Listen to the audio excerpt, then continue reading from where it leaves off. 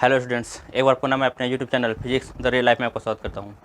जैसा कि आप लोग पीछे टॉपिक देख पा रहे होंगे, हम लोग इलास्टिसिटी पढ़ रहे थे। इलास्टिसिटी में आज हमारा 5th लेक्चर है और 5th लेक्चर में हम लोग पढ़ने वाले क्या है, twisting of a cylindrical rod. ठीक, यानी कोई सिलेंड्रिकल रॉड है, उसको हम लोग ट्विस्ट करेंगे नीचे से घुमाने पर, तो उस पर ट्विस्टिंग टार्क कितना आता है उसका एक्सप्रेशन निकालना है हम लोग को फाइनली। ठीक, इसमें कुछ चीज़ें और हैं, जैसे कि एंगल ऑफ ट्विस्ट क्या होता है, एंगल ऑफ शियर क्या होता है, ये सब चीज़ हम लोग डिस्कस करेंगे और इसको डिस्कस करते हुए आगे बढ़ेंगे। तो चलते हैं अपने पहले पेज पे। सबसे पहले तो हम लोग जो पढ़ने जा रहे हैं उसको मैं लिख दे रहा हूँ।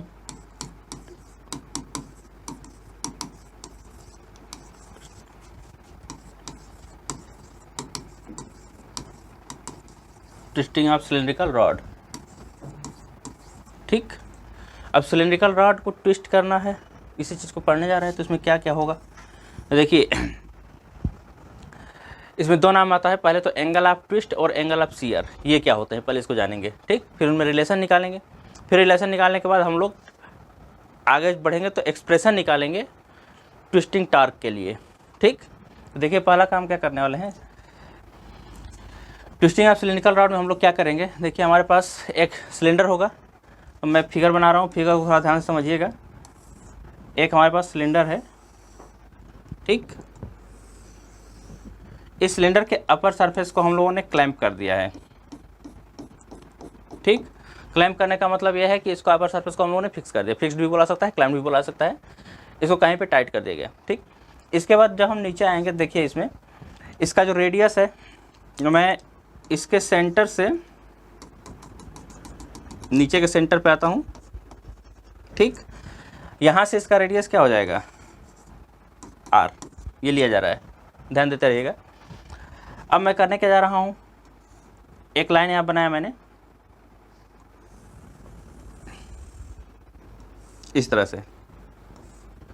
ये क्या है, ये जो लाइन मैंने बनाया है जनरेटिंग लाइन मैंने बनाया हुआ है, ध्यान दीजिएगा। ठीक, ये जनरेटिंग लाइन हो गया। अब जनरेटिंग लाइन क्या होती है, जनरेटिंग लाइन्स का मतलब क्या है, जैसे कि एक लाइन अगर हमको कहीं ड्रा करना है तो लाइन ड्रा करने का सिंपल सा तरीका क्या है कि अगर हम लार्ज नंबर ऑफ पॉइंट्स ले लें या कंटिन्यूस पॉइंट्स का लोकस ले लें। ठीक, तो कंटिन्यूस पॉइंट्स अगर हम ले रहे हैं तो ये क्या फॉर्म करेगी, एक लाइन फॉर्म करेगी।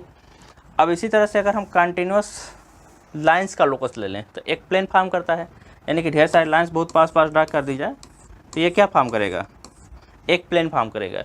और इसी प्लेन को अगर हम सिलेंडर के फॉर्म में से मोड़ दें तो हमारा सिलेंडर हो जाएगा, सिंपल सी बात है। तो ये चीज़ यहाँ पे जो लाइंस हैं, जिन लाइंस से हम प्लेन को फॉर्म करके सिलेंडर बना रहे हैं उसको हम लोग क्या बोलते हैं, जनरेटिंग लाइन।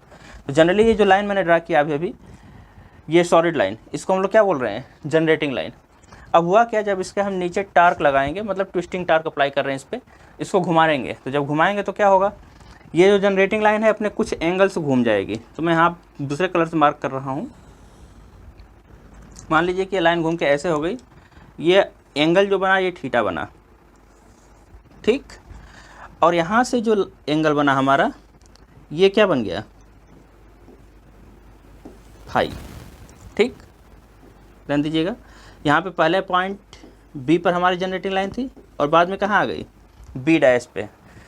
इस सिलेंडर का पूरा जो लेंथ है इसको हम लोग क्या मान लेंगे, एल। रेडियस आर है, लेंथ एल हो गया। यहाँ पे जो जनरेटिंग लाइन मैंने लिया था, पहले इसका इनिशियल पॉइंट क्या था, बी था, बाद में क्या हो गया, बी डैश। ठीक, जो बीच में एंगल बना वो कितना बना, फाई, और यहाँ पे जो एंगल बना है ये थीटा। अब देखिए है क्या, इसमें जितने एंगल से कोई भी इसका area of cross section rotate किया उसको हम लोग बोलते हैं एंगल ऑफ ट्विस्ट। यानी कि यहाँ पे जो फाई एंगल है ये, इसको हम लोग क्या बोलेंगे, एंगल ऑफ ट्विस्ट। ठीक, ध्यान दीजिएगा, इसमें यहाँ पे जो फाई है यानी कि कोई भी क्रॉस सेक्शनल एरिया कितने एंगल से ट्विस्ट किया या कितने एंगल से घुमा उसको क्या बोलेंगे, angle of twist.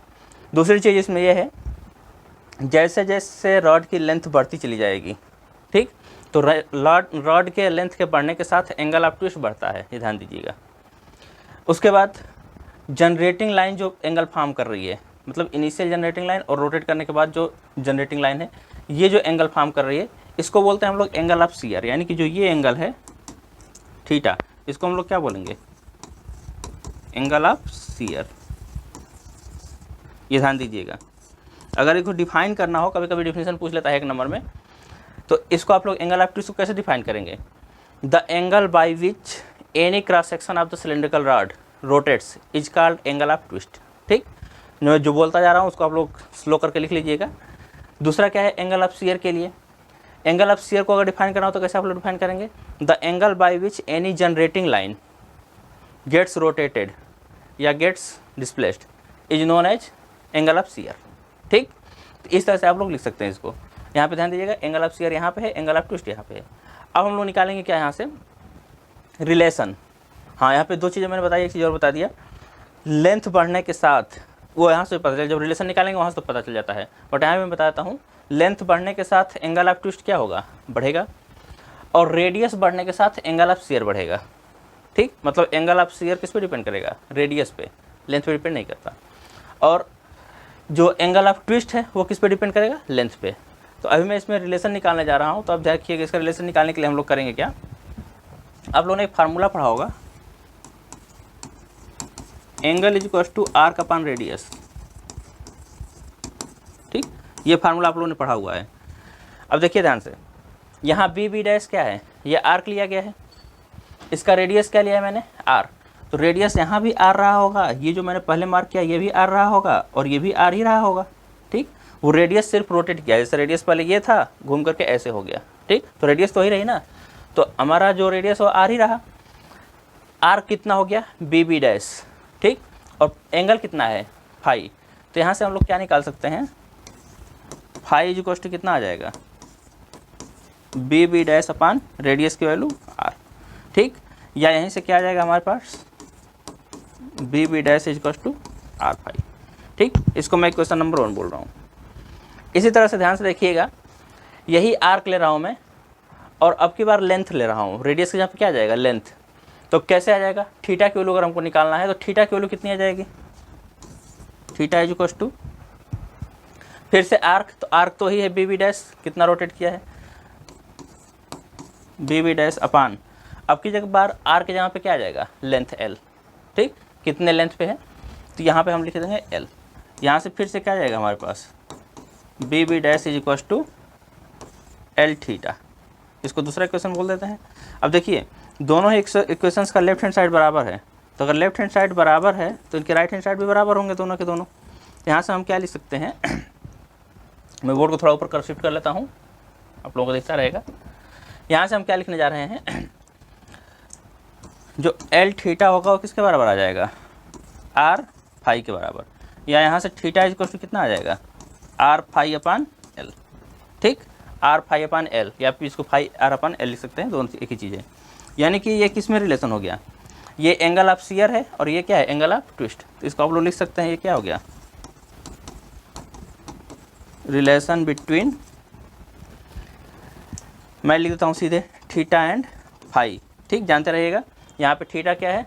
Angle of shear, और फाई क्या है? Angle of twist. इन दोनों के बीच में हमने रिलेशन निकाल लिया। इसको मैं क्वेश्चन नंबर 3 बोल दे रहा हूँ यहीं पे। ठीक, अब आगे बढ़ रहे हैं हम, इसके आगे चलते हैं थोड़ा सा। अब हम लोगों को क्या करना है? मैं नेक्स्ट पेज पे चल रहा हूँ, अपने चौथे पेज पे। उसको एज इट इज छोड़ रहा हूँ क्योंकि उसकी हमको जरूरत पड़ेगी आगे। हमको नेक्स्ट वर्किंग क्या करनी है? हमारी नेक्स्ट वर्किंग ये होगी कि किसी भी एंगल या किसी भी सिलिंड्रिकल रॉड पे जब हम ट्विस्टिंग टार्क लगा रहे हैं तो ट्विस्टिंग टार्क है कितना। ठीक, तो ट्विस्टिंग टार्क के लिए एक्सप्रेशन निकालना। तो यहाँ पे हम लोग क्या करने जा रहे हैं? Expression of twisting torque.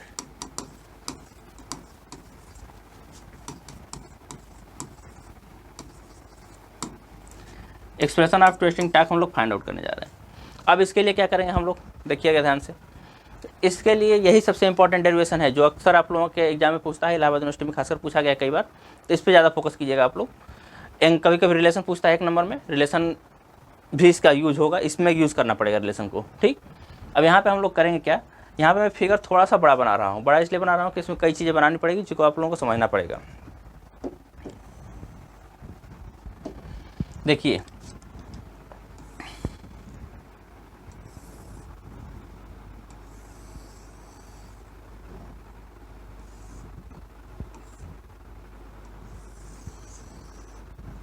ये मैंने एक सिलेंडर लिया हुआ है। ठीक, अब इस सिलेंडर में है क्या? इस सिलेंडर की जो टोटल रेडियस है वो आर है। यहीं पे मैं मार्क कर दे रहा हूँ। जो टोटल रेडियस है वो क्या है r। अब मैं करने क्या जा रहा हूँ, इस सिलेंडर के अंदर मैं एक सिलेंड्रिकल सेल लूँगा, ठीक, क्योंकि ये सॉलिड सिलेंडर है। जो मैंने पीछे रिलेशन निकाला था किसके लिए था, सॉलिड सिलेंडर ही था वो भी। यहाँ मैं क्या लेने जा रहा हूँ, इसके अंदर एक सिलेंड्रिकल सेल, ठीक। तो सिलेंड्रिकल सेल का मतलब क्या है, इस सिलेंडर का एक बहुत पतला सा पार्ट लूँगा मैं। तो मैं मानता हूँ कि इससे x डिस्टेंस पे, मैं इसको रेड कलर से मार्क कर रहा हूँ, एक हमारे पास सिलेंडर है, ठीक, जिसकी थिकनेस क्या है,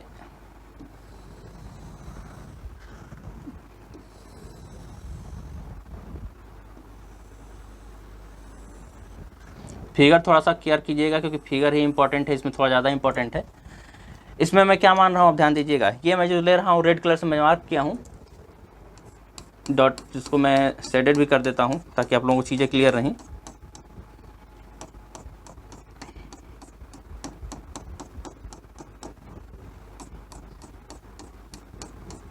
ये जो मैं शेडेड कर रहा हूँ ये क्या है, सिलेंड्रिकल सेल लिया है मैंने, ठीक। और सिलेंड्रिकल सेल में है क्या, आप ध्यान दीजिएगा, इस सिलेंड्रिकल सेल की जो सेंटर से डिस्टेंस है इसको मैं x मान रहा हूँ, ठीक। और सेल की जो थिकनेस है इसको मैं मान रहा हूँ dx, यानी कि जो सेल की थिकनेस यहाँ पे है, मैं ऐसे बना दे रहा हूँ, इसको मैं क्या मान रहा हूँ, dx, ठीक। अब ध्यान दीजिएगा, सिलेंड्रिकल सेल लिया, सेल की थिकनेस dx मान लिया मैंने। अब हम लोग करेंगे क्या, इसके ऊपर ट्विस्टिंग टार्क निकालेंगे पहले, ठीक। तो ट्विस्टिंग टार्क के लिए क्या निकालना होगा, फोर्स निकालना पड़ेगा। और फोर्स किसके टर्म में आएगा, फोर्स आएगा मॉडुलस ऑफ रिजिडिटी के टर्म में, क्योंकि यहाँ पे हम लोग क्या करेंगे, टेंजेंशियल फोर्स अप्लाई करेंगे, तो मॉडुलस ऑफ रिजिडिटी के टर्म में आएगा। तो वहाँ से फोर्स निकाल करके फिर टार्क की बात करेंगे हम लोग, ठीक। तो यहीं से हम लोग को दो डेरिवेशन मिलने वाले हैं, इसलिए इसको ज़्यादा थोड़ा सा केयरफुल देखिएगा। जो सिलेंड्रिकल सेल लिया मैंने, उस सिलेंड्रिकल सेल की डिस्टेंस यानी कि उसका जो रेडियस है वो मैंने x लिया हुआ है, सेल की जो थिकनेस है वो dx लिया हुआ है मैंने, ठीक। इसके बाद मैं आगे बढ़ रहा हूँ इसमें तो देखिए, अगर फिर से हम इस पर एक फोर्स लगाएं, टेंजेंशियल फोर्स, जो कि इसको F में बोल रहा हूँ, एक F टेंजेंशियल फोर्स या टार्क लगा के इसको रोटेट करने की कोशिश करूँगा, मैं फोर्स लगा रहा हूँ, तो रोटेट करूँगा तो कितना होगा हमारे पास। तो देखिए जनरली है क्या, x डिस्टेंस पे है। अगेन मैं यहीं पे वही काम करने जा रहा हूँ कि मान लेता हूँ कि इसको मैंने रोटेट किया, या फिर से मैं बनाता हूँ,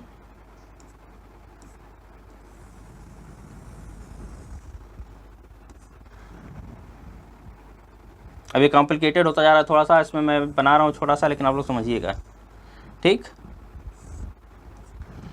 ये हमारा बी डैश है, फिर से ये बी हो जाएगा और ये क्या हो जाएगा, बी डैश। दिख नहीं रहा होगा, थोड़ा सा कलर मैं चेंज कर दूँ, क्योंकि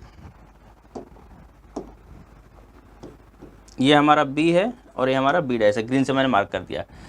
यहाँ पे जो हमारा एंगल बनेगा कितना बन जाएगा, थीटा, जो एज इट इज पीछे मैंने बताया था, और जो नीचे एंगल बना था वो कितना बन जाएगा, फाई अगेन, ठीक। यानी एंगल ऑफ ट्विस्ट फाई बन जाएगा और यहाँ पे एंगल ऑफ शियर जो है वो थीटा बन जाएगा। अब देखिए है क्या, अगेन जब हम लोग थीटा और फाई में रिलेशन निकालेंगे तो हमारे पास क्या आएगा, वहाँ पे हमने रेडियस लिया था आर, तो पीछे देखिए रिलेशन क्या आया हुआ था, यहाँ हम लोग थीटा और फाई में रिलेशन निकाला हुआ था, तो यहाँ रेडियस हमने क्या लिया हुआ है, आर। जब रेडियस आर लिया हुआ है तो हमारे पास रिलेशन आया theta equals to are phi upon L. यहाँ पीछे हम लोग रेडियस क्या ले रहे हैं, एक्स ले रहे हैं, तो इस सिलेंड्रिकल सेल के जो रेडियस एक्स लिए हैं तो इसमें थीटा और फाई में रिलेशन क्या आएगा, एंगल्स तो हमने सेम मान लिया, तो यहाँ पे जो थीटा की वैल्यू आ जाएगी हमारे पास theta is equals to x phi upon L. यहाँ पर भी जो लेंथ है वो क्या ले रहा हूँ मैं, एल ही ले लेता हूँ, जो length of the cylindrical rod है ये क्या है, एल है। तो यहाँ पे क्या आ जाएगा, theta is equals to x phi upon l. इसको मैं इक्वेशन नंबर 1 बोल दे रहा हूँ। अब देखिए हमको एंगल ऑफ ट्विस्ट और एंगल ऑफ शियर में रिलेशन पता चल गया। इसके आगे हम लोग बढ़ेंगे, अब मानेंगे कि यहाँ पे अगर हम F फोर्स लगाए हुए हैं, ठीक, तो हमारे पास शियरिंग स्ट्रेस की वैल्यू कितनी होगी, तो शियरिंग स्ट्रेस कितना होगा। अब शियरिंग स्ट्रेस निकालने के लिए हमको चाहिए क्या, टेंजेंशियल फोर्स F है, ये तो पता ही है, बट हमको एरिया चाहिए, और एरिया किसका चाहिए, जो ये सिलेंड्रिकल सेल मैंने लिया है इसके एनुलर रीजन पे, ये जो नीचे वाला सेक्शन है, अगर इसको आप लोग क्रॉस सेक्शनल पार्ट में देखेंगे, मतलब कि ये जो नीचे वाला पार्ट है इसको मैं सामने बनाऊं तो ये कैसे बना होगा, कुछ ये हमारा ऊपर वाला सरफेस हो गया, फिर बीच में मैंने ये बना रखा है दो रेड कलर की ठीक। और इसको मैंने मार्क किया हुआ है ऐसे वाइट से, ये क्रॉस सेक्शनल व्यू है, कर सकते हैं आप लोग, सामने का पोर्शन, ठीक। ऐसे है, मैंने कहा है कि इसका जो रेडियस है यहाँ से यहाँ तक का, ये कितना लिया है r, ये जो डिस्टेंस है इसको मैंने क्या लिया हुआ है x, और इसकी जो थिकनेस है इसको मैंने क्या लिया हुआ है dx। अब ये जो रीजन है, जो शेडेड रीजन है, इस शेडेड रीजन को हम लोग क्या बोलते हैं एनुलर रीजन। मैं यहाँ पे लिख दे रहा हूँ, इसको क्या बोलेंगे हम लोग एनुलर रीजन, ठीक। अब इस एनुलर रीजन का एरिया कितना होगा, क्योंकि हमको स्ट्रेस निकालना है, स्ट्रेस इक्वल टू क्या होता है फोर्स अपॉन एरिया। तो अब एरिया कितना होगा, एरिया निकालने के लिए हम करेंगे क्या, देखिए इसी रीजन का चाहिए तो पहले हम क्या कर लें, इस पूरे का निकाल लें यहाँ तक का, मतलब ये x डिस्टेंस है और ये dx है, तो हमको इस ऊपर वाले सर्कल का यहाँ तक जो है, जिसको मैं मार्क कर रहा हूँ, इसका एरिया निकाल करके इसका एरिया माइनस कर दूँ मैं अंदर वाले का। तो अगर इसको माइनस कर दूंगा तो क्या हो जाएगा, एनुलर रीजन का एरिया हमको मिल जाएगा, ठीक। तो यही मैं करने जा रहा हूँ। तो जो ए की वैल्यू आएगी एरिया की, एनुलर रीजन की जो एरिया है एक बोल रहा हूँ मैं, इस एरिया की वैल्यू कितनी आ जाएगी, पाई होता क्या है सर्कल के लिए, पाई आर स्क्वायर एरिया होता है। तो यहाँ मैं करने क्या जा रहा हूँ, पाई x प्लस dx का होल स्क्वायर, क्यों, ऊपर वाले के लिए x ये है और dx इसकी थिकनेस है, तो x प्लस ds का whole square minus pi x square, ठीक। ये एनुलर रीजन का एरिया निकाल रहा हूँ मैं। अब इसको अगर सॉल्व कर दे आप लोग तो क्या आ जाएगा यहाँ पे, pi under bracket x square plus dx square plus 2x dx, ठीक। होल स्क्वायर मैंने ओपन कर दिया, माइनस पाई एक्स स्क्वायर। अब देखिए यहाँ पाई से अगर मल्टीप्लाई करेंगे आप लोग तो यहाँ पाई एक्स स्क्वायर पॉजिटिव आएगा, यहाँ पाई एक्स स्क्वायर क्या है निगेटिव है, कट जाएंगे आपस में, जीरो हो जाएंगे। dx स्क्वायर बचा, 2 पाई x dx बचा, तो यहाँ पे हम लिख देते हैं a is equal to 2 pi x dx plus dx square. अब चूंकि dx जो होता है बहुत छोटा होता है, ये एनुलर रीजन मैंने लिया हुआ है क्या है, बहुत छोटी क्वांटिटी है dx, और dx का स्क्वायर अगर आप लोग कर देंगे तो ये और छोटा हो जाएगा, तो इसलिए मैं dx को निगलेक्ट कर सकता हूँ यहाँ से, इसको ऑलमोस्ट जीरो में मान सकता हूँ। तो यहाँ से हमारे पास जो a आ जाएगा, area of the annular region कितना आ जाएगा, 2 पाई x dx के बराबर। अब देखिए हमको एरिया पता चल गया, area of the annular region ये पता चल गया। अब शेयरिंग स्ट्रेस हमको निकालना था, तो शेयरिंग स्ट्रेस कितना आ जाएगा, मैं ये बगल में लिख रहा हूँ,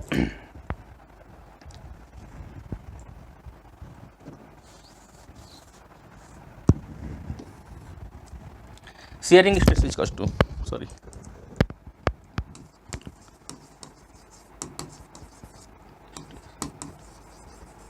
stress is equals to f, force वही रहेगा, upon area 2 pi x dx, ठीक। यहाँ पे एरिया ऑलमोस्ट इक्वल टू लिख सकते हैं आप लोग, area almost equal to 2 pi x dx है, 2 पाई x dx ये कितना आ गया शेयरिंग स्ट्रेस के बराबर, ठीक। शेयरिंग स्ट्रेन कितना आया हुआ है, तो देखिए थीटा की वैल्यू हमारे पास ऑलरेडी पहले से है, ये जो थीटा है वो क्या है स्ट्रेन ही है, शेयरिंग स्ट्रेन, तो मैं यहीं पे लिख दे रहा हूँ शेयरिंग स्ट्रेन, ठीक, is equal to theta is equal to इतना, ये आया हुआ है हमारे पास। अब हमको शेयरिंग स्ट्रेस मिल गया, शेयरिंग स्ट्रेन मिल गया, तो यहाँ से हम लोग क्या लिख सकते हैं मॉडुलस ऑफ रिजिडिटी। तो अब मैं मॉडुलस ऑफ रिजिडिटी निकालने जा रहा हूँ, तो मॉडुलस ऑफ रिजिडिटी कितनी आ जाएगी, मैं इसको ऊपर कर रहा हूँ, थोड़ा सा इसको मैं कंप्रेस कर दे रहा हूँ, ये फिगर आप लोगों के सामने रहेगा, चीज़ें समझ में आती रहेंगी। अब देखिए यहाँ से मैं क्या निकालने जा रहा हूँ मॉडुलस ऑफ रिजिडिटी, तो कितना आएगा हमारे पास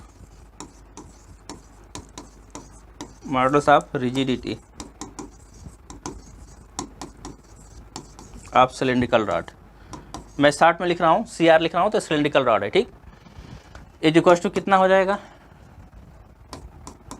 F upon 2 pi x dx upon x phi upon L, ठीक। ये क्या हो जाएगा मॉडुलस ऑफ रिजिडिटी ऑफ इतना, इसी को हम लोग क्या बोलते हैं ईटा, ठीक। तो यहाँ से देखिए अब ईटा की वैल्यू कितनी आ जाएगी, ईटा इज इक्वल टू यहाँ पे फाई x नीचे मल्टीप्लाई हो जाएगा और ये L ऊपर चला जाएगा, FL अपॉन 2 पाई, अब x एक और है, एक नीचे भी है, तो यहाँ जाएगा x स्क्वायर फाई dx। ठीक, ये ईटा की वैल्यू मिल गई। और इस ईटा से हम लोग निकाल लेंगे एफ की वैल्यू, यानी कि फोर्स जो लगा हुआ है। तो फोर्स की वैल्यू कितनी आ जाएगी, अब मैं यहाँ लिख रहा हूँ f is equal to, that simplifies f is equal to कितना आ जाएगा, ये पूरी क्वांटिटी इधर चली जाएगी, 2 पाई ईटा फाई, देखिएगा ध्यान से, 2 पाई ईटा ये ले लिया मैंने, फाई, उसके बाद क्या आया x square D x upon l. ठीक, ये हमारे पास एफ की वैल्यू आ गई। अब एफ की वैल्यू इतनी आ गई, अब हमको निकालना क्या है, ट्विस्टिंग टार्क की वैल्यू। तो ट्विस्टिंग टार्क कितना होता है, force into perpendicular distance from the axis of rotation. ठीक, तो ये फोर्स की वैल्यू मिली हुई है। और परपेंडिकुलर डिस्टेंस कितनी है, सिलेंड्रिकल रॉड में जो मैंने सिलेंड्रिकल सेल लिया हुआ है, उस सिलेंड्रिकल सेल की perpendicular distance from the axis of rotation. Axis of rotation का मतलब क्या है, centre of the cylinder, centre of cylinder से उसकी डिस्टेंस कितनी है, मैंने एक्स मान रखा है। तो ये हम लोग करेंगे, तो यहीं से मैं निकालने जा रहा हूँ क्या, twisting torque is equal to f into x. मैं सीधे लिख रहा हूँ, एफ इंटू एक्स में क्यों लिख रहा हूँ, force into perpendicular distance from the axis of rotation x है। अब ये अगर हम करेंगे यहाँ पे, तो हमारे पास ट्विस्टिंग टार्क टाउ, इसको हम लोग टाउ से रिप्रेजेंट करते हैं, तो टाउ की वैल्यू कितनी आ जाएगी, ये हमारे पास आ जाएगा 2 pi eta phi X square D X into X upon L. अब एक चीज़ और ध्यान दीजिएगा, जो ट्विस्टिंग टार्क मैंने लिखा है यहाँ पे, तो ये मैं सिर्फ और सिर्फ एक सिलेंड्रिकल सेल के कारण लिख रहा हूँ, तो मैं इसके टाउ ना लिख कर क्या लिखूँगा, डी टाउ। ठीक, क्योंकि अभी मैंने एक छोटे से पार्ट के लिए कारण निकाला हुआ है सिर्फ और सिर्फ। इसके बाद फिर टोटल के लिए निकालेंगे। अगर इस पूरा का पूरा सॉलिड सिलेंडर ले लें हम, यहाँ दो केसेस पढ़ने हैं हम लोगों को, एक सॉलिड सिलेंडर का केस डिस्कस करना है, दूसरा हॉलो सिलेंडर का। तो सॉलिड सिलेंडर का पूरा लेंगे तो उस केस में कितना होगा, तो हम लोग क्या निकाल रहे हैं, सिर्फ और सिर्फ स्फेरिकल सेल के कारण। तो सेल के कारण मैंने क्या लिखा, डी टाउ इतना आएगा। या इसी को मैं क्या लिख सकता हूँ, डी टाउ इज टू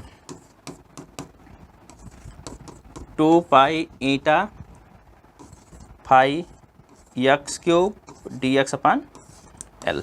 ध्यान दीजिएगा, ये किसकी वैल्यू आ गई, डी टाउ की।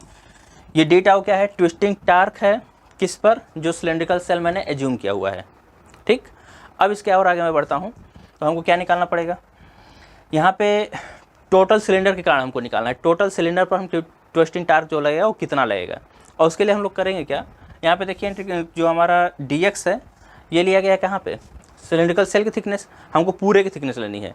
तो हमारा जो लिमिट होगा वो कहाँ से होगा, यहाँ पे जो रेडियस है मैंने आर लिया हुआ है, तो यक्स बराबर 0 से लेकर के यक्स बराबर आर तक हमारी लिमिट होगी। ध्यान दीजिएगा, ठीक, एक्स बराबर 0 से एक्स बराबर आर तक, ये मैं लेने जा रहा हूँ यहाँ पे। तो यहाँ पे मैं आगे लिखूँगा, अब इसको शिफ्ट कर रहा हूँ पूरा पूरा,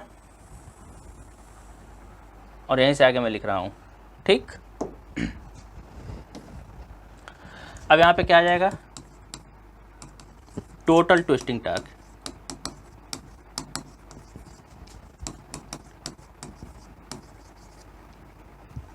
total twisting torque acting on cylindrical rod, ये कितना हो जाएगा, tau is equal to integration of x बराबर 0 से एक्स बराबर आर तक। टोटल ले रहा हूँ मैं, ध्यान दीजिएगा, इसलिए क्या मैं कर रहा हूँ, एक्स बराबर 0 से एक्स बराबर आर तक लिमिट ले रहा हूँ, डी टाउ। ठीक, अब यहाँ पे वैल्यू पुट कीजिए डी टाउ की, तो डी टाउ की वैल्यू ये आई हुई है, इसको पुट कर दीजिए, तो हमारे पास क्या आ जाएगा, इंटीग्रेशन ऑफ 0 से आर, वही एक्स बराबर 0 से एक्स बराबर आर में ले रहा हूँ, तो 0 से आर भी मैं लिख सकता हूँ, 2 pi eta phi upon L X cube D x. अब देखिए, ये जो क्वांटिटी है मैंने इतना लिखा हुआ है, ये क्या है, कांस्टेंट है, तो इसको इंटीग्रेशन के बाहर लिया जा सकता है। तो हम इंटीग्रेशन के बाहर लेने का मतलब क्या है कि एक्स के ऊपर इंटीग्रेशन से पर सिर्फ लगेगा, तो टाउ की वैल्यू कितनी आ जाएगी, tau is equal to 2 pi eta phi by l integration of 0 to r x cube D x. अब एक्स क्यूब डी एक्स का इंटीग्रेशन कितना हो जाएगा, x to the power 4 upon 4।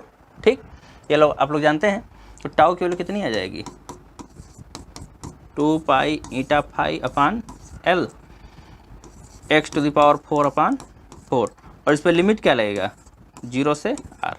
अब देखिए इसमें लिमिट रखने का तरीका क्या होता है, upper limit minus lower limit. जब अपर लिमिट रखेंगे आप लोग तो r टू द पावर 4/4 आएगा और जब 0 रखेंगे तो 0 हो जाएगा। यानी कि यहाँ से टाउ की जो वैल्यू आएगी वो फाइनल वैल्यू कितनी आ जाएगी, मैं यहाँ पे दैट सिंपलाइज करके लिख दे रहा हूँ। टाउ इज इक्वल टू जो आ जाएगा हमारे पास वो कितना आ जाएगा 2 pi eta phi r to the power 4/4l। ठीक, या 2 से 2 कैंसिल आउट कर दो यहाँ पे क्या आ जाएगा टाउ की फाइनल वैल्यू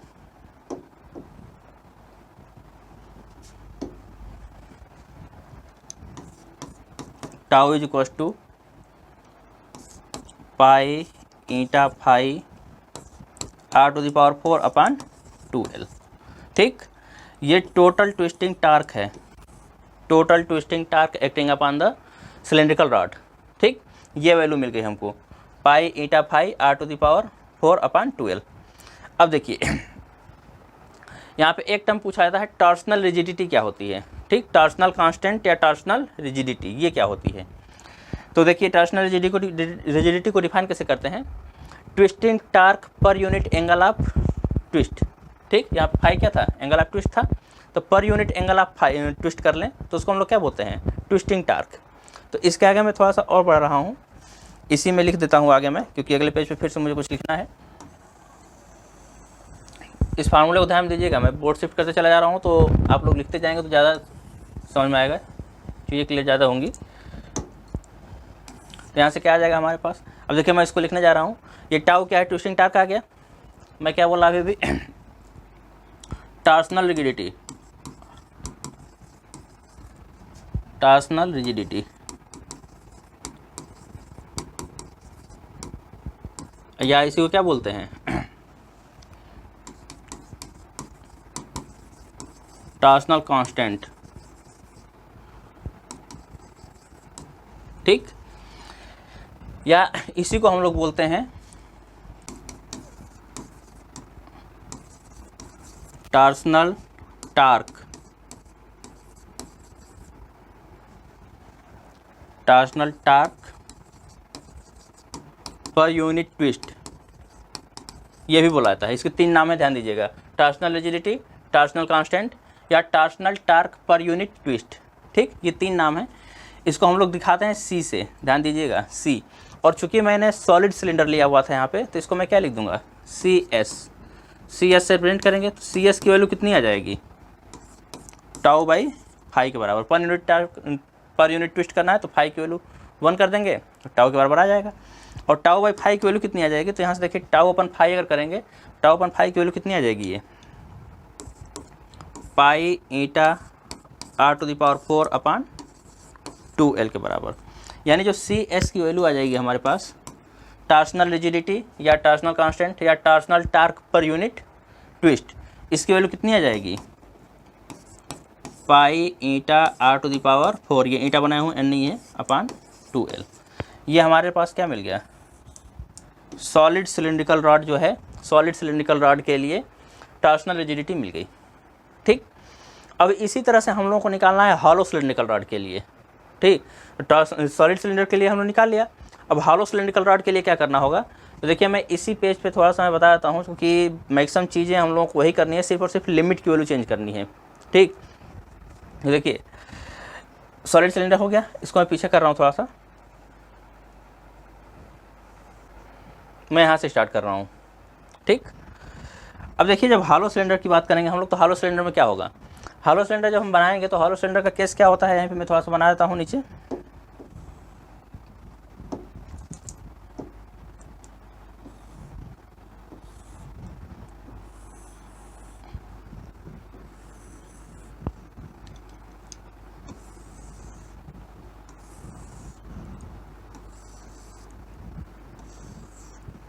अब देखिए ये हमारा हॉलो सिलेंडर है। ठीक, हॉलो सिलेंडर का मतलब ये मटेरियल मीडियम है, ये पूरा फील्ड है। ठीक, बाकी नीचे अंदर क्या है खाली है। अब इसमें होगा क्या, जो हमारा रेडियस होगा वो इंटरनल रेडियस होगा जिसको मैं बोल रहा हूँ R1। ठीक, एक इंटरनल रेडियस होगा और यहीं से एक एक्सटर्नल रेडियस होगी जिसको मैं क्या बोलूँगा, R2। ठीक, तो ये जो मटेरियल मीडियम है कितने में एग्जिस्ट करेगी, R2 माइनस R1 में एग्जिस्ट करेगी, इसे ध्यान दीजिएगा। तो ये हॉलो सिलिंड्रिकल रॉड है हमारा। अब हॉलो सिलिंड्रिकल रॉड के लिए जब हमको ट्विस्टिंग टार्क निकालना होगा तो हम लोग कैसे निकालेंगे, तो देखिए ये पूरे काम आपको एज इट इज़ करना है, मतलब एरिया ऑफ एनुलर रीजन लेना ही लेना है। आपको एनुलर रीजन अब कहाँ लेना पड़ेगा, इस मटेरियल मीडियम में। ठीक, एनुलर रीजन का एरिया लेकर के आप लोगों को मॉडुलस ऑफ रिजिडिटी कैलकुलेट करनी है। मॉडुलस ऑफ रिजिडिटी इतनी आ जाएगी, वहाँ भी सेम आना है। ठीक, यहाँ तक कर लीजिए। उसके बाद आप लोग फोर्स भी निकालेंगे और फोर्स से ट्विस्टिंग टार्क भी निकालेंगे। तो ट्विस्टिंग टार्क जो आएगी वो डी टाउ की वैल्यू इतनी आ जाएगी। यहाँ तक बिल्कुल सेम करना है हॉलो सिलिंड्रिकल रॉड के लिए भी। अब ट्विस्टिंग टार्क इतना अगर आ जाएगा तो ट्विस्टिंग टार्क इतना निकालने के बाद हमको क्या करना है, लिमिट। अब मैटर करता है लिमिट। तो यहाँ पे क्या था, यहाँ पे जो सिलेंडर मैंने लिया हुआ था, इसको फिगर को मैं थोड़ा सा बड़ा कर रहा हूँ अब।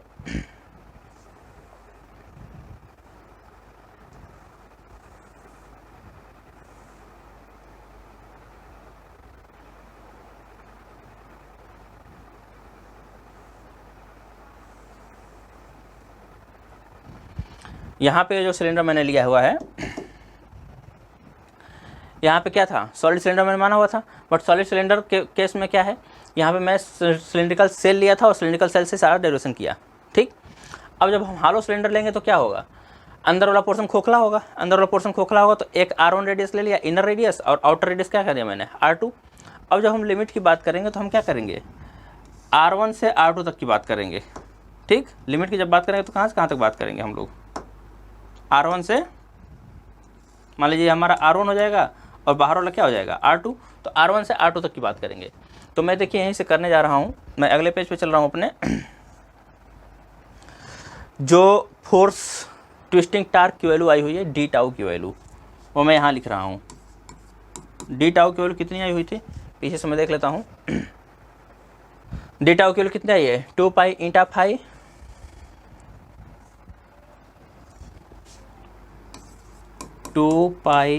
ईटा phi x cube D x upon L, ये हमारी डी टाउ की वैल्यू आई हुई है। अब हम लोगों को हॉलो सिलेंडर के लिए जब निकालना होगा तो मैंने क्या कहा था, टाउ की वैल्यू निकालेंगे हम लोग, इंटीग्रेशन ऑफ डी टाउ। अब यहाँ लिमिट कहाँ से लगेगा, तो लिमिट लगाने के लिए चूँकि हॉलो सिलेंडर है तो मैंने बताया कि यहाँ पे x बराबर R1 से x बराबर R2 पर, जहाँ पे R1 क्या है, इनर रेडियस, और R2 क्या हो जाएगा, आउटर रेडियस। ठीक, अब फिर से वही सॉल्यूशन करेंगे हम लोग। तो सॉल्यूशन करेंगे, डी टाउ की वैल्यू पुट करेंगे तो फिर से जो है हमारे कांस्टेंट क्वांटिटी जो बाहर निकलेंगी, एक्स क्यूब डी एक्स का इंटीग्रेशन होगा। एक्स क्यूब डी एक्स का इंटीग्रेशन करने के बाद क्या आ जाएगा, x टू द पावर 4 अपान 4। तो यहाँ से हमारा जो आएगा टाउ की वैल्यू कितनी आ जाएगी, सीधे सीधा मैं लिख रहा हूँ यहाँ पे, tau is equal to 2 pi eta phi. आप लोग ध्यान दीजिएगा कि एग्जाम में लिखते समय आपको पूरा लिखना पड़ेगा। ठीक, मैं ऐसे कर रहा हूँ क्योंकि मेरे पास सारा कुछ लिखा हुआ पड़ा हुआ है, लेकिन आप लोग अगर एग्जाम में सिर्फ और सिर्फ हॉलो पूछता है तभी आपको शुरुआत से करना पड़ेगा पूरा। ठीक, ये पूरा कीजिएगा, अपान एल, यहाँ क्या आ जाएगा, एक्स टू द पावर 4 अपान 4, और इस पर लिमिट कितनी लग जाएगी, R1 से R2 तक। यहाँ ध्यान दीजिएगा कि R2 जो है आउटर रेडियस और R1 क्या है, इनर रेडियस है। अब यहाँ पे ये हम करेंगे तो ये क्या आ जाएगा हमारे पास, इसको करने पर, इसको भी सॉल्व कर दे रहा हूँ मैं। 4 फिर से बाहर निकलेगा, 2 से कट जाएगा, नीचे 2 आ जाएगा, यानी कि नीचे 2l आ जाएगा। तो यहाँ tau is equal to pi eta phi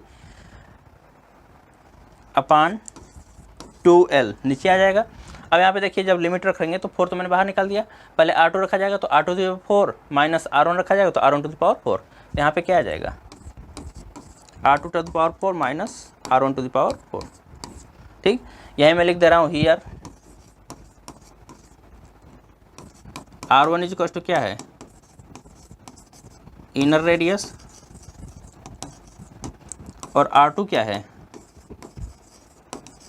outer radius. ठीक, R1 R2 मैंने लिख दिया। अब देखिए हॉलो सिलेंडर के लिए जो ट्विस्टिंग टार्क आएगा वो इतना आ जाएगा। ठीक, अब फिर से हम लोग क्या कहेंगे, torsional rigidity for hollow cylinder. तो इसी को मैं ऊपर कर कहीं पे लिख रहा हूँ,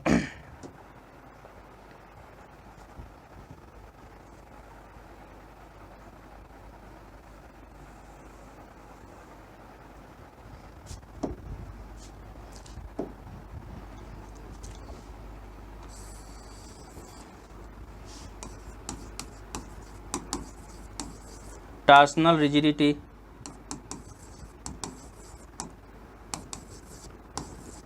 फॉर हॉलो सिलेंडर या हॉलो सिलिंड्रिकल रॉड।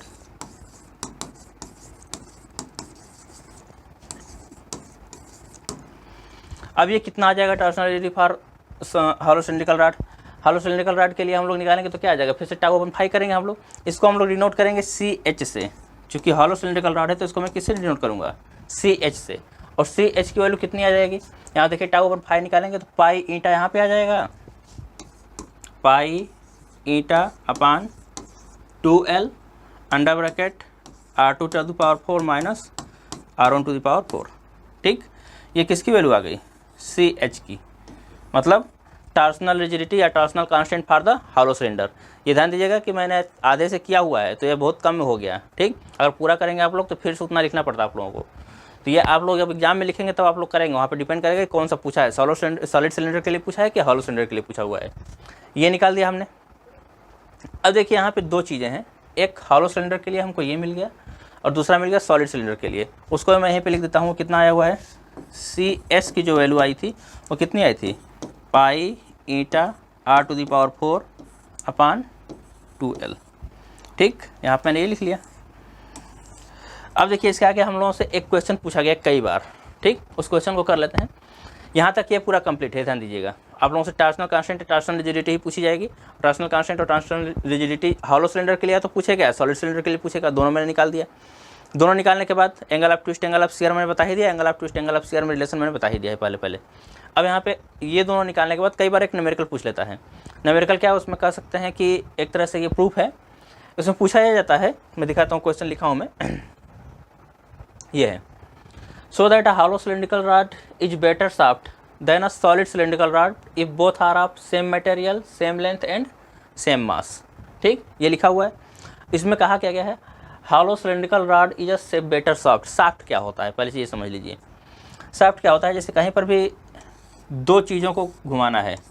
ठीक, हमारे पास एक यहाँ पे कोई व्हील है, इसको घुमाना है, और इसके साथ हमको किसी एक दूसरे व्हील को भी घुमाना है। जैसे आप लोग जानते हैं कि गाड़ियों के बीच में जो हमारा पावर का ट्रांसमिशन किया जाता है टायर्स तक, वो कैसे किया जाता है, या तो बेल्ट के थ्रू या चेन के थ्रू किया जाता है या शाफ्ट के थ्रू किया जाता है। ठीक, तीन तरह की होती हैं शाफ्ट जो ड्राइव होती है, या जो ट्रांसमिशन होता है वो तीन तरह से ट्रांसमिशन होता है। जैसे कुछ बाइक्स में क्या होती हैं, या कुछ जो बहुत स्टैंडर्ड क्लास की बाइक्स होती है उसमें बेल्ट ड्राइव होता है। तो बेल्ट ड्राइव का मतलब क्या होता है कि पावर को एक जगह से दूसरे, एक गियर से दूसरे गियर पर ट्रांसफ़र करने के लिए, जैसे कि आप मान लीजिए कि आपको छोटी गियर है या बड़ी गियर है, तो यहाँ से यहाँ गियर पावर को ट्रांसफ़र करने के लिए क्या करेंगे, एक बेल्ट का यूज़ करेंगे, रबड़ बेल्ट यूज होता है। ठीक, दूसरा क्या होता है, चेन, जो मोस्ट कॉमन यूज है। तो चेन ड्राइव में क्या होता है, यहाँ बीच में चेन यूज होती है। ठीक, और तीसरा जो है बड़ी व्हीकल्स में, जैसे जितने भी 4 व्हीलर्स आती हैं उनमें हम लोग क्या करते हैं, शाफ्ट ड्राइव का यूज़ किया जाता है। शाफ्ट ड्राइव का मतलब क्या है, यहाँ से यहाँ तक एक शाफ्ट जोड़ा आता है। ठीक, बीच में यहाँ गियर बॉक्स होता है और उसको रोटेशन करने के अलग अलग मैकेनिज्म होती हैं, उसको मैं बात नहीं कर रहा हूँ अभी। एक शाफ्ट के थ्रू जोड़ते हैं। तो शाफ्ट क्या है, जनरली एक सिलिंड्रिकल पाइप है, समझ लीजिए इतना। सिलिंड्रिकल पाइप है जिसके दो एंड्स को जोड़ दिया है, एक मोटर से जुड़ी हुई है हमारे, या जो भी हमारा जनरेटर है, पावर जो जनरेट कर रहा है, इंजन है, उससे जुड़ा हुआ है। दूसरा किससे जुड़ा हुआ है, व्हील से। ठीक, मशीनरी के केस में अगर आप लोग बात करेंगे तो जैसे कोई चक्की उक्की चलती है, मशीनरी चलती है गाँव में, तो उसमें क्या करते हैं, उनके पास मोटर एक ही होती है। ठीक, मोटर या इंजन जो भी होता है वो एक ही होता है, और एक ही से ढेर सारी मशीनें चलाई जाती हैं।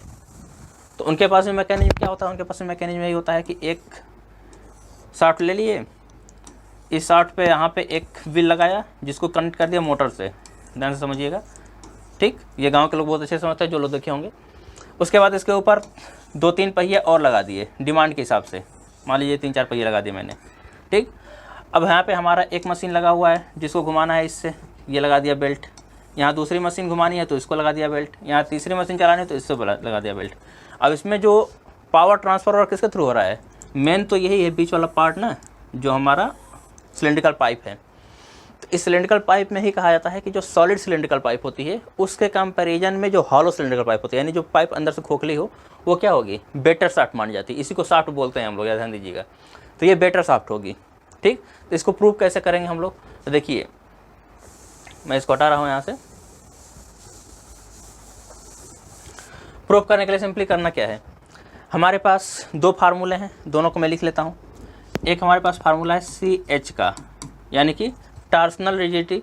टॉर्सनल रिजिडिटी जनरली क्या है, पर यूनिट ट्विस्ट करने का मतलब क्या था कि किसी भी शाफ्ट को वन एंगल या वन रेडियन एंगल से घुमाने के लिए कितने टार्क की रिक्वायरमेंट है, ये कहलाता है टॉर्सनल रिजिडिटी। ठीक, तो सी एच की जो वैल्यू आई थी वो कितनी आई हुई है,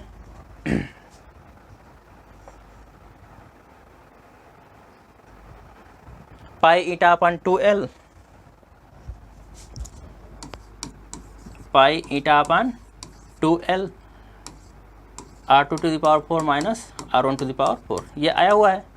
और जैसे सी एस की जो वैल्यू आई हुई है कितनी आई हुई है, pi eta upon 2L R to the power 4। ठीक, ये दो एक्सप्रेशन हमारे पास आए हुए हैं। अब देखिए करना क्या है हमको, यहाँ पे कहा गया सेम मटेरियल से बना हुआ है, मतलब ईटा दोनों के लिए सेम हो जाएगा। ईटा 1 बराबर ईटा 2 इक्वल टू ईटा मान लेता हूँ मैं, दोनों के लिए क्या हो जाएगा बराबर। सेम लेंथ का है तो L भी बराबर हो गया, यानी L1 बराबर L2 बराबर L। ठीक, सेम मास है। ठीक, अब सेम मास है तो ध्यान दीजिएगा कि एक हॉलो सिलेंडर है और दूसरा क्या है, सॉलिड सिलेंडर है, तो रेडियस तो दोनों का अलग अलग है। ठीक, तो अब इसमें करेंगे क्या हम लोग, पहले तो सेम मास कैसे होगा, सेम मास कहने का मतलब क्या है कि दोनों का मास हम बराबर कर दें। मास बराबर कैसे होगा, देखिए m इक्वल टू, आप लोगों ने फार्मूला पढ़ा होगा वॉल्यूम इनटू डेंसिटी। वॉल्यूम क्या हो जाएगा, जैसे कोई सिलेंडर है, सिलिंड्रिकल पाइप है, तो इसका वॉल्यूम क्या हो जाएगा, एरिया ऑफ क्रॉस सेक्शन, यानी कि ये हो जाएगा हमारा सर्कुलर एरिया है तो सर्कुलर ऑफ एरिया का पाई आर स्क्वायर इंटू लेंथ, ये क्या हो जाएगा इसको volume, v into density rho में मान लेता हूँ। चूँकि सेम मटेरियल का है तो दोनों का डेंसिटी भी सेम होगा, ये भी ध्यान दीजिएगा। इसके लिए भी रो सेम होगा और इसके लिए भी रो सेम ही होगा, डेंसिटी दोनों सेम होगा। अब वॉल्यूम कितना है, तो देखिए मास इक्वल करना है मुझे, वॉल्यूम ऐसे निकाला जाता है, तो वॉल्यूम निकालने का मतलब पाई आर स्क्वायर करेंगे इंटू एल। पहले वाले के लिए अगर सी एस के लिए मैं करूँ तो आर टू द पावर 4 यहाँ पे है तो पहले रेडियस तो आर ही लिया जाएगा। ठीक, तो क्या आ जाएगा हमारे पास जो M1 होगा सॉलिड के लिए, इसको MS में लिख देता हूँ,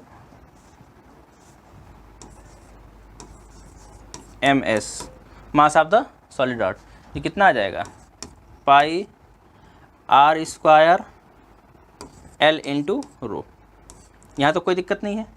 अब MH की वैल्यू कितनी आ जाएगी, जो हॉलो सिलिंड्रिकल रॉड लिए हैं उसकी वैल्यू कितनी आ जाएगी, तो देखिए हॉलो सिलेंडर में केस में क्या हो जाएगा, यहाँ एक और अंदर सिलेंडर होगा। ठीक, इस अंदर वाला पोर्शन खोखला होगा, तो पूरे का हम वॉल्यूम निकाल करके अंदर वाले वॉल्यूम को माइनस कर दें, सिंपल सी बात है।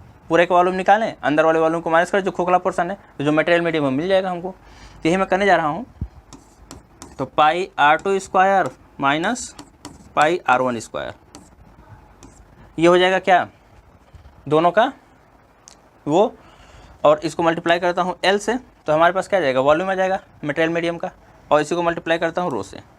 ठीक, इतना आ जाएगा ये। अब देखिए कहा जा रहा है कि मास बराबर है, मतलब जो MS है वो किसके बराबर है, MS के बराबर है। तो यहाँ से हम एक रिलेशन निकाल सकते हैं, pi R square L into rho is equal to, यहाँ से मैं पाई कॉमन कर लेता हूँ, R2 square minus R1 square L into rho. अब देखिए दोनों तरफ से कट क्या रहा है, पाई से पाई कैंसिल आउट, L से L कैंसिल आउट और रो से रो कैंसिल आउट। यहाँ से हमको रिलेशन क्या मिला, मैं थोड़ा सा बगल में लिख रहा हूँ, r square is equal to R2 square minus R1 square, यह हमको रिलेशन मिल गया। ठीक, ध्यान से समझते रहिएगा इसको। यहाँ मैंने निकाला क्या है, मास सॉलिड सिलेंडर का, मास हॉलो सिलेंडर का। मास निकालने के लिए फार्मूला क्या यूज किया, वॉल्यूम इनटू डेंसिटी। वॉल्यूम निकालने के लिए area of cross section into length.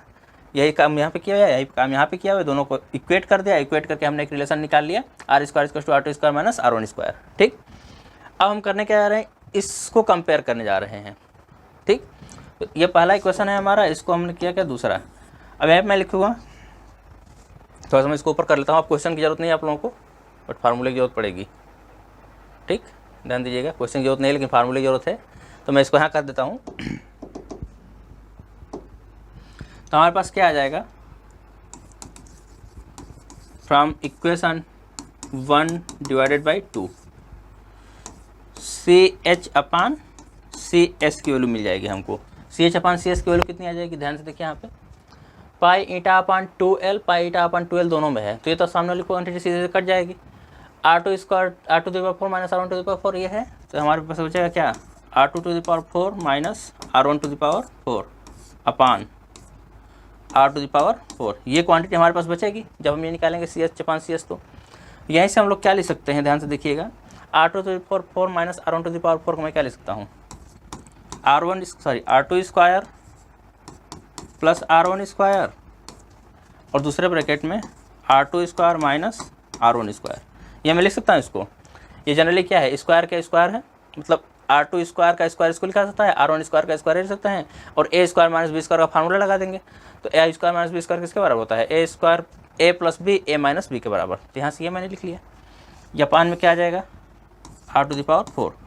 अब देखिए ये जो एक्सप्रेशन मैंने निकाला है, यहाँ से क्या निकला है, R2 square minus R1 square जो होगा R स्क्वायर के बराबर है ऑलरेडी, मतलब इसके जहाँ पे हम लोग क्या लिख सकते हैं, R स्क्वायर। तो अगर इसके जहाँ पे हम लोग R स्क्वायर लिख देंगे तो R स्क्वायर से यहाँ R स्क्वायर कट जाएगा, हमारे पास बचेगा क्या, CH/CS की जो वैल्यू आ जाएगी ये कितनी आ जाएगी, R2 square plus R1 square upon R square. अब देखिए जो R स्क्वायर है ये R2 square minus R1 square के बराबर है, और यहाँ क्वांटिटी क्या आ गया, R2 square plus R1 square. तो जो R2 square plus R1 square करेंगे तो सिंपल सी बात है कि R स्क्वायर से ग्रेटर आएगा, और R स्क्वायर से ग्रेटर आने का मतलब क्या है कि CH/CS का जो रेशो होगा ये क्या होगा, ग्रेटर देन 1 आएगा। ठीक, तो यहाँ से हमारे पास क्या आ जाएगा, CH/CS इज ग्रेटर देन 1, या यहीं से हम लोग लिख सकते हैं that's implies CH is greater than CS। ठीक, CH is greater than CS। इसका मतलब क्या हुआ, जो टॉर्सनल रिजिडिटी है हॉलो सिलेंडर के लिए वो ज़्यादा होगी किसके कंपैरिजन में, torsional rigidity of solid cylinder. ठीक, मतलब यहाँ से हम लोग कंक्लूजन क्या निकालेंगे, यहाँ से कंक्लूजन निकल रहा है ये कि जो हॉलो सिलेंडर होगा वो पर यूनिट एंगल ऑफ ट्विस्ट के लिए ज़्यादा टार्क की रिक्वायर करेगा, या उसकी रिक्वायरमेंट ज़्यादा टार्क की होगी, और जो सॉलिड सिलेंडर होगा वो कम टार्क में ही उतना जो ट्विस्ट एंगल ऑफ ट्विस्ट है वो प्रोड्यूस कर देगा। ठीक, तो यहाँ से ये कंफर्म होता है, मतलब सिंपल सी बात ये है, यहाँ से कंक्लूजन ये निकला कि जो हॉलो सिलेंडर होगा वो ज़्यादा टार्क को ट्रांसफ़र करेगा किसके कंपैरिजन में, हॉलो सिलेंडर के कंपैरिजन में। तो ये क्वेश्चन पूछा गया है। ठीक, इसी तरह से एक क्वेश्चन और पूछा गया है, देखिए कई बार पूछा गया है क्वेश्चन, 2013 में पूछा गया, 17 में पूछा गया, 18 में पूछा गया, 2024 में इलाहाबाद यूनिवर्सिटी में ही। ठीक, इसमें क्या कहा गया है, 2 cylinders of the same material having length L and 2L, दोनों का लेंथ दिया गया है L and 2L, and radii R and 2R respectively. ठीक, रेडियस भी दे दिया दोनों का, are joint coaxially under a couple applied between the free ends, the shorter cylinder shows a twist of 30 degree. Shorter मतलब जो छोटा वाला है जिसकी लेंथ L है। Calculate the twist of the large cylinder, simple सी बात है। अब इसमें फार्मूला क्या हम लगाएंगे, क्योंकि यहाँ पे हॉलो सिलेंडर सॉलिड सिलेंडर की बात नहीं है, तो ये सॉलिड सिलेंडर दिया हुआ है, गिवन है, यहाँ पे ध्यान दीजिएगा, सॉलिड सिलेंडर गिवन है, तो हम सॉलिड सिलेंडर वाला फार्मूला लगाएंगे। सॉलिड सिलेंडर के लिए CS की वैल्यू कितनी आती है, CS इक्वल्स टू, हाँ एक चीज़ और ध्यान दीजिएगा, calculate the angle of twist, angle of twist निकालना है हमको, टॉर्सनल रिजिडिटी नहीं निकालनी है। ठीक, तो एंगल ऑफ ट्विस्ट कितना आएगा, तो एंगल ऑफ ट्विस्ट निकालने के लिए हमको टार्क की वैल्यू चाहिए। टार्क दोनों पे सेम अप्लाई किया गया है, तो देखिए जो टाउ की वैल्यू आई थी कितनी आई हुई थी, पाई ईटा फाई R⁴ अपान 2L, यही आया हुआ था, देख लीजिएगा पीछे कहाँ है, टाउ की value pi eta phi upon 2L R⁴, ये हालो के लिए, सिलेंडर के सॉलिड के लिए R⁴ शिफ्ट हो जाएगा। ठीक,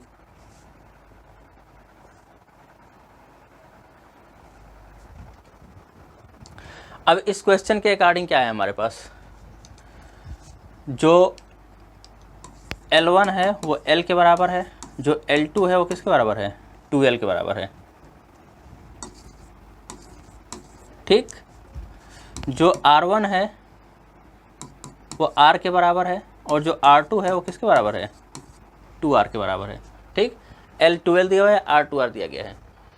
उसके बाद जो टार्क अप्लाई किया गया है, tau 1 is equals to tau 2 is equals to tau, दोनों पे टार्क सेम अप्लाई किया गया है। ध्यान दीजिएगा, इसमें जो फाई 1 है यानी पहले वाले जो शॉर्टर सिलेंडर है उस पहले वाले में वो जो एंगल ऑफ ट्विस्ट है कितना है, the shorter cylinder shows the angle of twist 30 degree is equal to 30 degree. अगर इसको आप लोग रेडियन में चेंज करेंगे तो कितना आ जाएगा, π/6 रेडियन। ठीक, मैं डायरेक्टली कैलकुलेट कर रहा हूँ, π/6 रेडियन आ जाएगा फाई 1 की वैल्यू। हमसे पूछा क्या गया है, calculate the angle of twist of the large cylinder, यानी कि हमको निकालना क्या है, फाई 2 की वैल्यू। अब देखिए τ1 और τ2 दोनों को अगर हम बराबर करना चाहते हैं तो इसमें मैं सारी वैल्यूज पुट करने जा रहा हूँ। ठीक, तो τ1 की वैल्यू कितनी हो जाएगी, मैं यही लिख रहा हूँ, pi eta phi 1 r1 to the power 4 upon 2l1, ये होगा हमारे पास। इसी तरह से τ2 की वैल्यू कितनी हो जाएगी, pi eta phi 2 r2 to the power 4 upon 2l2। Value निकालता हूँ दोनों की। ठीक, मैंने ईटा दोनों में इसलिए सेम रख दिया क्योंकि जो हमारा मटेरियल हो क्या है, सेम है। ठीक, अब दोनों की वैल्यू निकालेंगे तो कितनी आ जाएगी, ये हमारे पास आ जाएगा पाई ईटा फाई 1 के जहाँ पे क्या रख देंगे, π/6 दिया हुआ है, π/6 इंटू r1 के जगह पे r to the power 4 upon 2l1 के जहाँ पे 2l। ठीक, l1 बराबर l है। इसे दूसरे वाला क्या आ जाएगा, pi eta phi 2 find out करना है, नहीं दिया है, r2 की जगह पे 2r टू द पावर 4। ठीक, अपान 2l2 की जगह पे 2l, यानी ये कितना आ जाएगा फाइनली, पाई ईटा फाई 2 2 दूना 4 दूना 8 दूना 16 r to the power 4 upon 8l, sorry 2 to 4l। ठीक, चूंकि ट्विस्टिंग टार्क दोनों पे बराबर लगा हुआ है तो τ1 इक्वल टू τ2 हम लोग कर देंगे। तो यहीं से मैं नीचे थोड़ा सा और बढ़ जाता हूँ, यहीं से क्या कर देंगे हम लोग, τ1 इक्वल टू τ2। ये कितना आ जाएगा करने पे, ये क्वांटिटी है हमारे पास पाई, दैट सिंप्लाइज कर रहा हूँ, eta π/6 r to the power 4 upon into लिखा हूँ बीच में 2l is equal to pi eta phi 2 16 r to the power 4 upon 4l।